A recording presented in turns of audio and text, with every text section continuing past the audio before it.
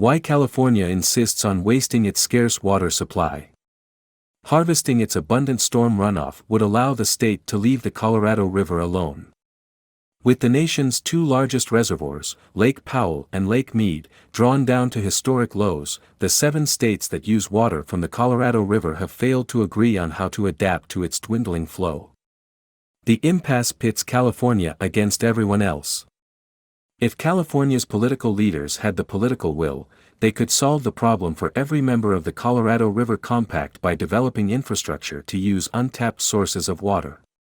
But to do that, the state legislature would have to stand up to a powerful environmentalist lobby that views humans as parasites and demands rationing as the only acceptable policy. Unlike anywhere else in the American Southwest, California can rely on so-called atmospheric rivers that saturate the state with enough rain to supply the state's farms and cities with adequate water. Even in drought years, these storms blow in from the Pacific, hit the ramparts of the Sierra Nevada mountains, and dump tens of millions of acre-feet of runoff into the streams and rivers. Californians can, and must, agree on new infrastructure solutions that will safely harvest more of this water for human consumption. The Colorado crisis underscores California's grotesque failure to upgrade its water infrastructure for the 21st century. Since 1980, Californians have endured 5 droughts, and politicians are predicting worse in the future. With groundwater aquifers dangerously depleted and access to Colorado River water imperiled, rationing won't be enough. It isn't as if water abundance isn't possible in California. The state's 2021-22 water season recorded some of the lowest total precipitation ever. But in a single month, December 2021, well over 100 million acre-feet of rain fell during the one big storm that hit the state that year.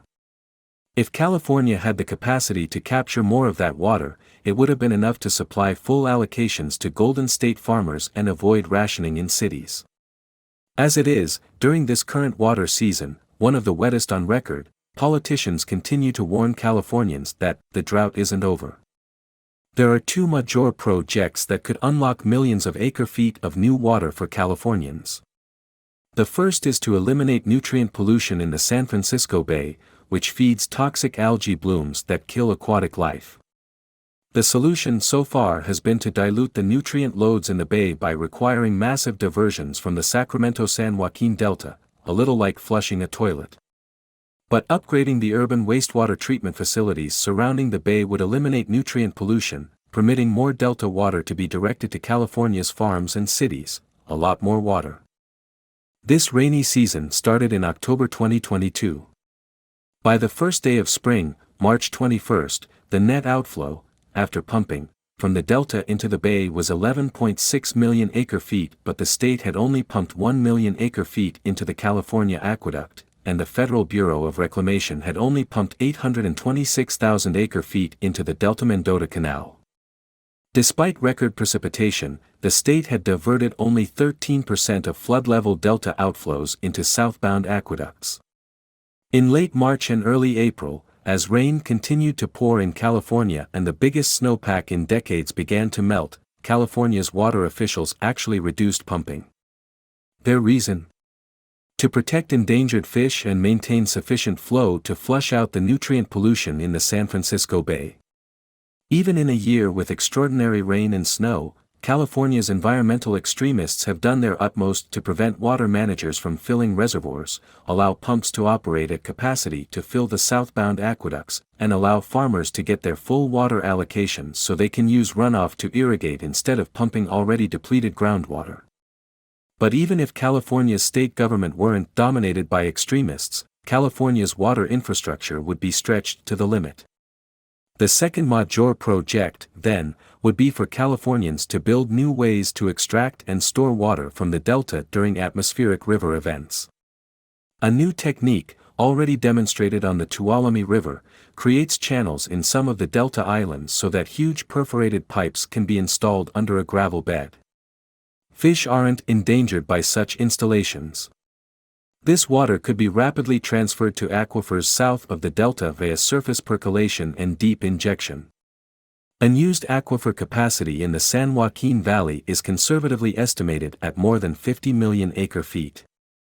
If Californians were willing to harvest additional millions of acre-feet from storm runoff in the Sacramento-San Joaquin watershed, and had the means to do so, they might not need any water from the Colorado River.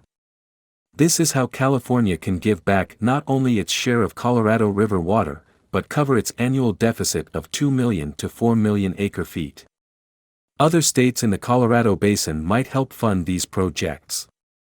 Thinking big solves big problems. It's time for California's state legislature permanently to solve the challenge of water scarcity in the American Southwest.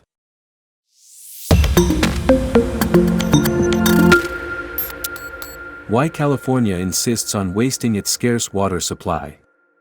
Harvesting its abundant storm runoff would allow the state to leave the Colorado River alone. With the nation's two largest reservoirs, Lake Powell and Lake Mead, drawn down to historic lows, the 7 states that use water from the Colorado River have failed to agree on how to adapt to its dwindling flow. The impasse pits California against everyone else.